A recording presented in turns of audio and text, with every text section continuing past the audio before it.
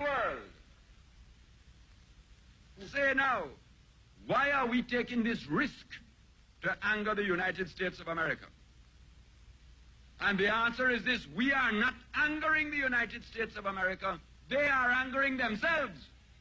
They are not going to tell me what relationship I have with Fidel Castro. We have that friendship with Cuba as part of a world alliance of third world nations that are fighting for justice for poor people in the world. And I tell you as the party leader, as long as this party is in power, we intend to walk through the world on our feet and not on our knees. We paid for it, we paid for it dearly in terms of aid. But Michael was very clear that, it's certain things you just have to take a stand on. Very firm on that. At home, Manley's socialist dream had become a middle-class nightmare. If you don't like it, Manley told them, there are 5 flights a day to Miami. In the months that followed, thousands took his advice.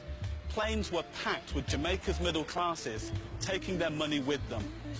When the first serious attempt at change was made, as always happens, there's a sort of almost like a shockwave that goes through the people who are better off and who have never really questioned the nature of the society under them. And so you did have a very real and regrettable reaction to some. An American conspiracy to bring him down. Let me tell you how destabilization works. They will go in the secret group that is trying to mash up the country.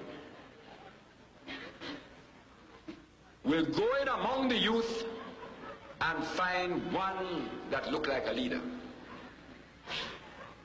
And they call him one side and they say, hey brother, we drop you $1,000 on the side if you get the boys tomorrow night to go down across the road and carry out a raid.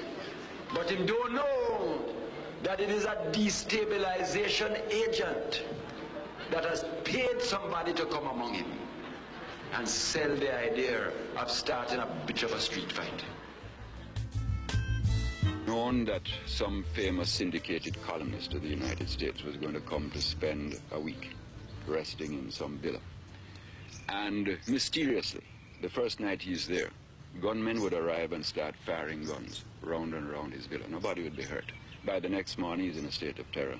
He flies home, and 79 newspapers across America read the story of the violent, terrible society disintegrating with gunmen the next morning. So you get the next few thousand tourist cancellation. Suddenly, guns were everywhere. Michael's allies saw this as proof of... Had to fight a good fight, because that was what life was about, to resist these sort of overwhelming diktats as to how we should live. On Edward C. Arger's second visit to... The militancy that Manley brought through socialism made it now something that wasn't around the corner and behind the scenes, but right out in the open. Whereas before there was coexistence, there was rivalry. I'm a JLP man, I'm a Labour right. I'm a PNP man, I'm a comrade. And my party better than yours or whatever. But it didn't come to people killing each other. As it got hardened, it came to that. Stand by and allow this sabotage of our country to continue.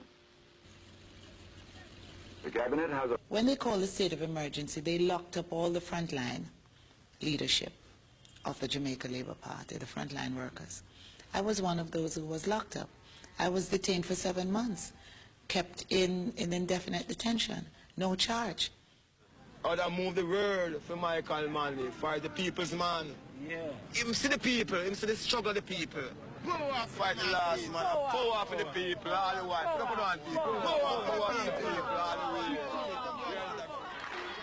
Michael had enough grassroots support to win the 1976 election, but the crisis still deepened. Foreign businesses found more friendly places to invest their money. They frightened away every foreign investor that we had, and a lot of local investors at the same time, because they were threatened. They were told that they were not the sort of people that were not wanted here, that Jamaica was going to be a socialist country, and that the capitalist was no longer welcome. America was called a wicked imperialist capitalist nation, an exploiter, and the whole ambience of the place was very frightening to any kind of investment. But to bow to US pressure as his socialist dream of a free, equal, independent Jamaica crumbled before his eyes. He went to the World Bank and effectively handed over the running of the country to the IMF. Jamaica's future would now be in the hands of foreigners. He was, you know, sort of a proud person who felt that although your country was small, that you had rights like everybody else. And I think he realized the extent to which these rights were going to be withdrawn. Less than 20 years of independence had brought the island back to financial slavery.